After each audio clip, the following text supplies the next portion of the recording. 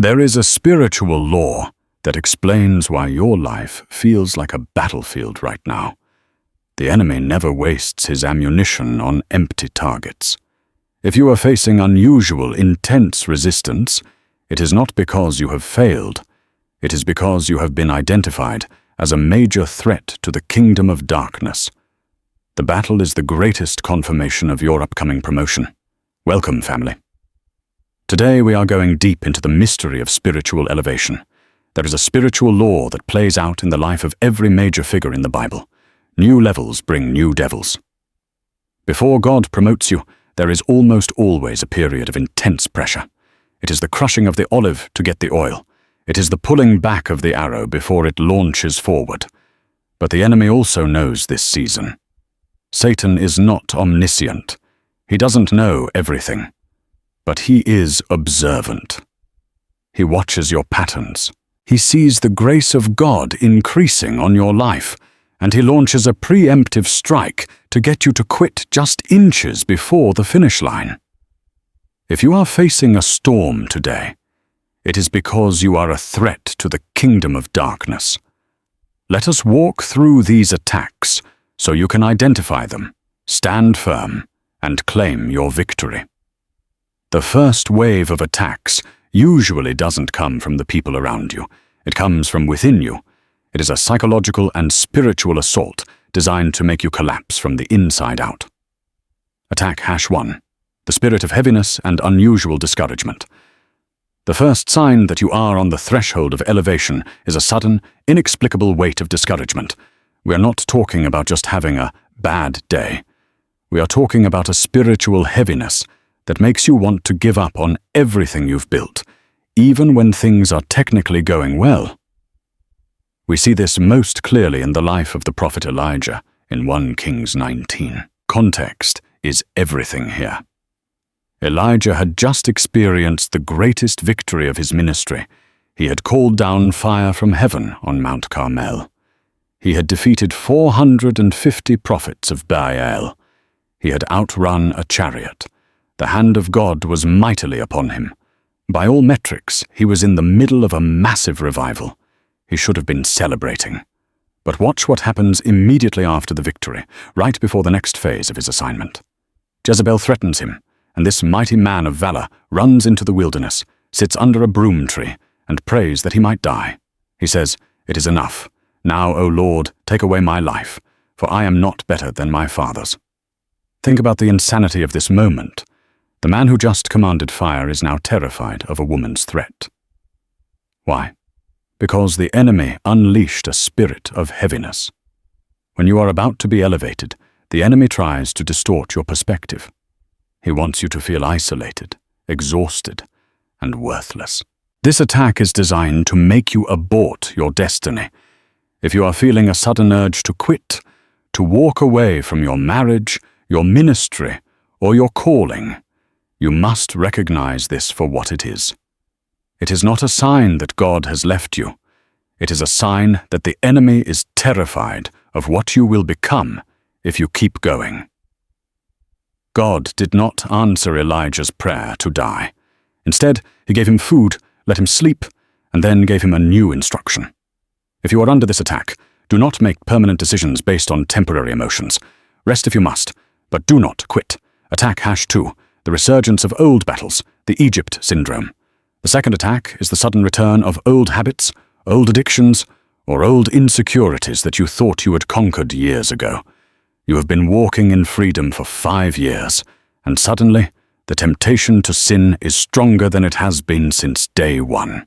You have been confident in your identity, and suddenly, the voice of childhood trauma returns, whispering that you are not good enough. Why does this happen right before elevation? Because the enemy is looking for a legal entry point to disqualify you. He is checking the locks on the doors he used to have keys to. We see this story in the Exodus. The Israelites were delivered from slavery. They witnessed the 10 plagues. They walked through the Red Sea on dry ground. They were heading towards the Promised Land, their elevation. But as they stood on the border of their destiny, what happened?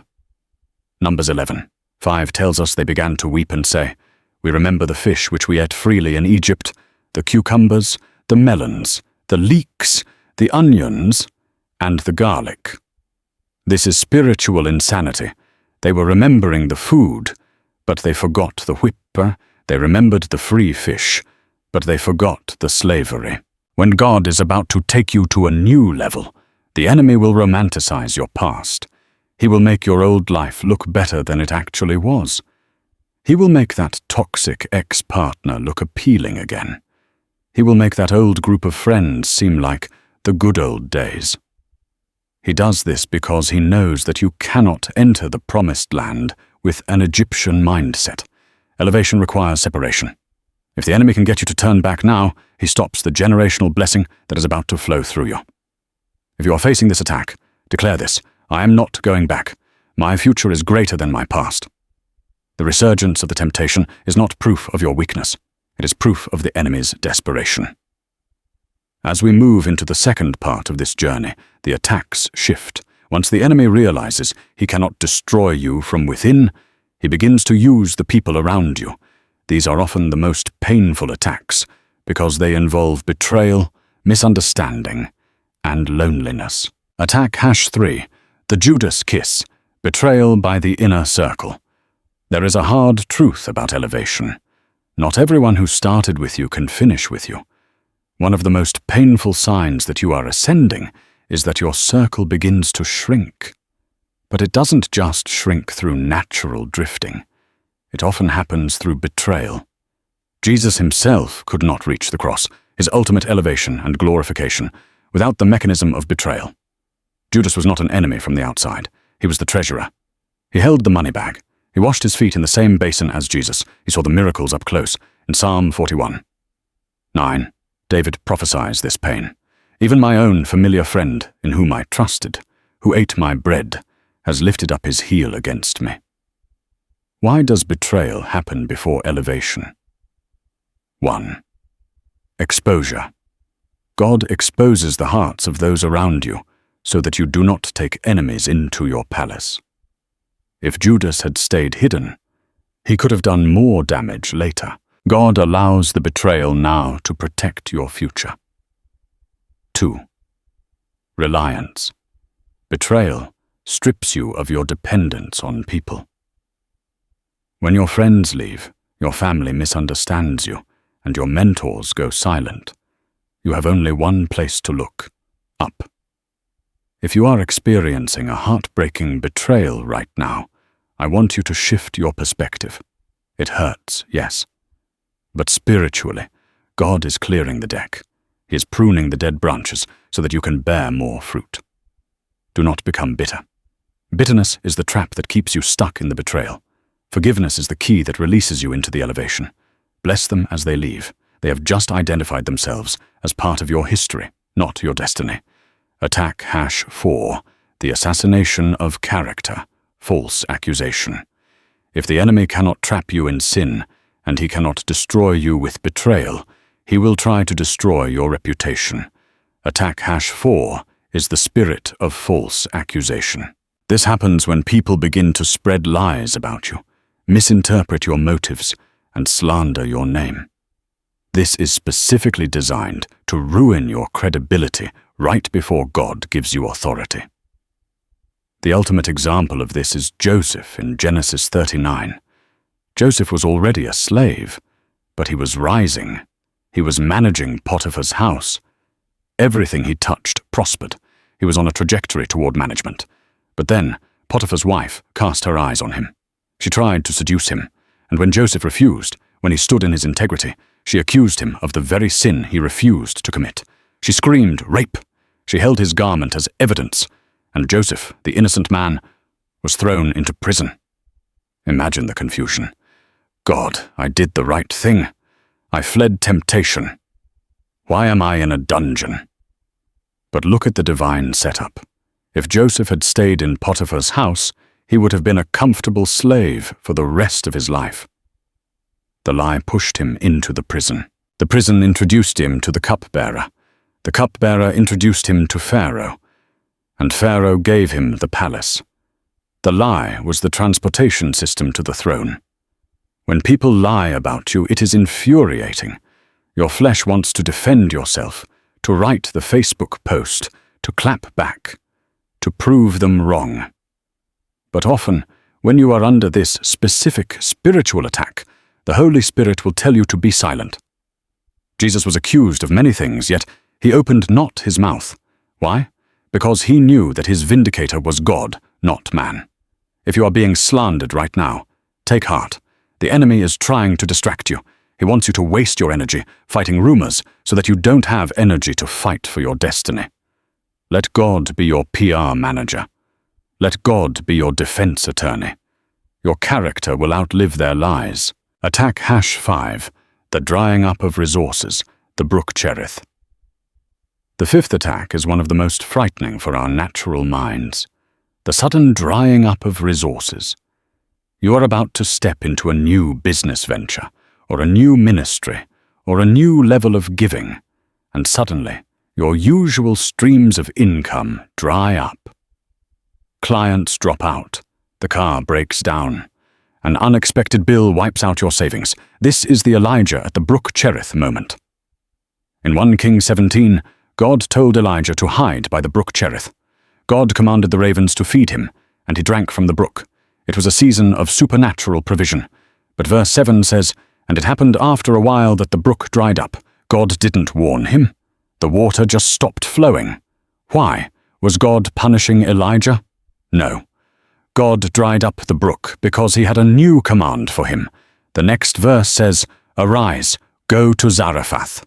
If the brook had never dried up, Elijah would have stayed there forever. He would have been content with survival. But God wanted him to go to Zarephath to perform a miracle for a widow and to eventually raise the dead. The drying brook was the kick he needed to move. When your resources dry up before elevation, it is often because God is shifting your source. You have been relying on a job, a person, or a method. God is saying, "I am closing this door so you are forced to walk through the bigger one." Do not panic when the money gets tight. Panic is a lack of trust. Instead, ask God, "Lord, this stream has dried up. Where is my Zarephath? Where do you want me to go next?" The scarcity is merely the signal for the transition. Welcome back. We have covered the internal battles and the relational betrayals. Now we must address the shift in the spiritual atmosphere. When you are close to a breakthrough, the air around you changes. The resistance becomes tangible. Attack #6, the spirit of delay and frustration. The sixth attack is perhaps the most exhausting, the spirit of delay. This happens when you are doing everything right. You are praying, you are fasting, you are working hard, you are sowing seeds, but the harvest is nowhere to be found. It feels like you are running on a treadmill. You are expending massive energy, but seeing zero movement. You see others getting blessed who aren't even living right. You see people who started after you finishing before you, and the enemy whispers, "God has forgotten you. It's never going to happen." We see this clearly in the book of Daniel, chapter 10. Daniel was in a season of deep prayer and fasting. He was seeking understanding from God. He prayed on day 1, no answer. Day 2, no answer. Day 20, still silence. It wasn't until day 21 that the angel appeared to him. But listen to what the angel said in Daniel 10:12. 13. Do not fear, Daniel, for from the first day that you set your heart to understand, your words were heard, and I have come because of your words. But the prince of the kingdom of Persia withstood me 21 days. Catch this revelation. The delay was not a denial. God dispatched the answer on day 1. The delay was caused by a conflict in the spiritual realm. The prince of Persia, a high-ranking demonic entity, was blocking the blessing because he knew that the revelation Daniel was about to receive would shift nations. When you face unusual delays right before a deadline or right before a launch, it is often because your blessing is being contested in the spirit realm. The enemy creates obstacles, bureaucratic red tape, technical failures, lost paperwork, miscommunications. Why? He is trying to wear you out. He wants you to stop praying on day 20, just before the angel breaks through on day 21. If you are facing a wall of delay, do not stop pushing. The resistance is proof that the answer is in transit. Push, pray until something happens. Your persistence is the weapon that breaks the delay. Attack #7. Intense spiritual warfare in dreams and sleep. The 7th attack invades your place of rest. It is the attack on your sleep and your dreams. Many people report that just before a major spiritual promotion, they experience insomnia, nightmares, or a sense of presence in their room at night. You might wake up at 3 a.m. feeling an intense anxiety or dread. You might have dreams where you are being chased, or where you are back in old houses or fighting animals. This is Job 7:13-14. When I say, "My bed will comfort me, my couch will ease my complaint," then you scare me with dreams and terrify me with visions. Why does the enemy attack your sleep? 1. Physical exhaustion. He knows that if you are tired, your faith is weaker. It is harder to pray, harder to be patient with your family, and harder to make wise decisions when you are sleep-deprived. 2. Subconscious planting. He tries to plant seeds of fear in your subconscious mind while your conscious guard is down. But there is a flip side to this.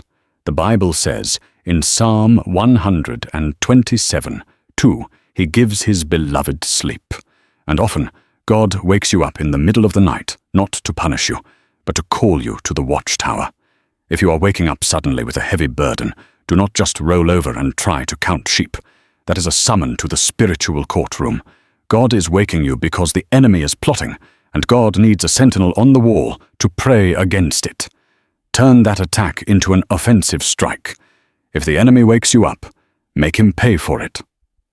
Use that time to pray in the Spirit, to cover your family, to declare victory. When the devil realizes that waking you up results in his kingdom being bombarded with prayer, he will let you sleep. We have arrived at the final stage. These last 2 attacks are the most subtle, yet they are the ultimate tests of your maturity. These are the final exams before graduation. Attack #8, the test of offense. The 8th attack is the spirit of offense.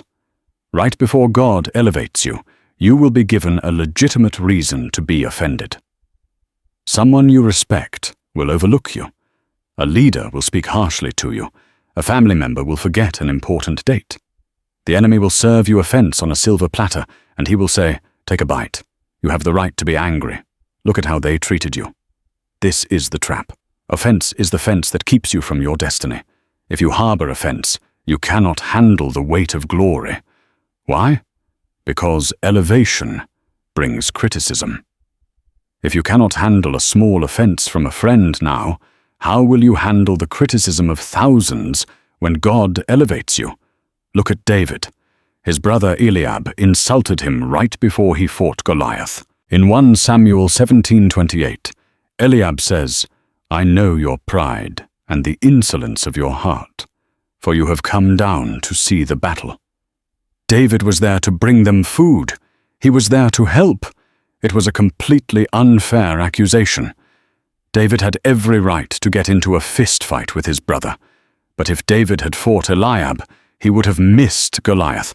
And if he missed Goliath, he would have missed the throne. David's response is the key to his elevation. He simply said, "Is there not a cause?" And he turned away from him. You must learn the art of the turn away. When the bait of offense comes, recognize it as a distraction.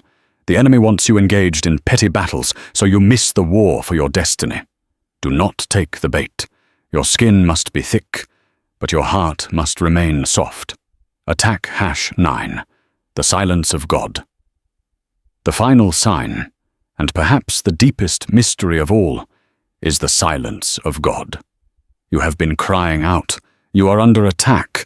You are feeling the pressure, and heaven seems silent.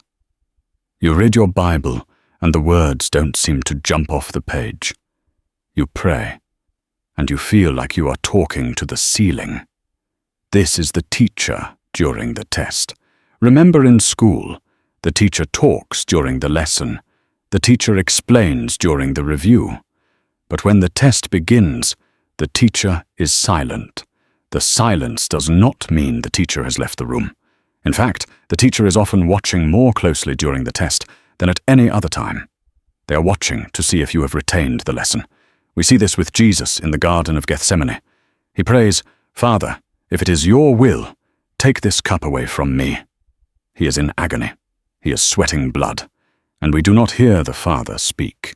There is no thunder from heaven saying, "This is my beloved Son." That happened at the baptism, the beginning. But at the transition to the cross, the elevation, there was silence. Jesus had to rely on what he knew of the Father's character, even when he couldn't hear the Father's voice. He had to resolve it within himself. "Nevertheless, not my will, but yours, be done." If God is silent right now, do not panic. He is trusting you with the silence. He is seeing if you will continue to obey, continue to tithe, continue to serve, and continue to believe, even without the constant reassurance of a feeling. Faith is not a feeling. It is a choice. And trusting God in the silence is the highest form of faith. It is the final qualification for your elevation. Family, if you have recognized yourself in these 9 points, I have good news for you. You are not losing. You are transitioning. The Bible tells us in Genesis 32 about Jacob wrestling with the angel. He wrestled all night long. He was tired. He was in pain. His hip was dislocated. It was the fight of his life. But he held on. He said, "I will not let you go unless you bless me." And notice whence blessing came. Verse 24 says, "And a man wrestled with him until the breaking of the day." The wrestling happens at night, but the blessing comes at the break of day. You are in the night season right now. The attacks are dark, the pressure is heavy, and the enemy is loud. But the intensity of the night is the surest sign that the sun is about to rise. God is not elevating you because you are perfect. He is elevating you because you are persistent. He is preparing you for a weight of glory that requires strong shoulders. So dry your tears, square your shoulders, put on the full armor of God. The attacks are not there to kill you. They are there to build the testimony that will set others free. Hold the line. The breakthrough is imminent. If this message spoke to your spirit today, I want you to do something prophetic. In the comments below, write, "I am keeping my position. I am ready for elevation." Don't let the enemy steal this word. Seal it with your declaration. And please, like this video, it helps us push this truth to more people who are in a battle right now. Subscribe to the channel and hit the notification bell so you don't miss the next word God has for you. Share this video with someone you know is going through a hard time. You might just be the answer to their prayer today. God bless you. Keep fighting the good fight. And remember, the greater the battle, the greater the victory. I'll see you in the next video.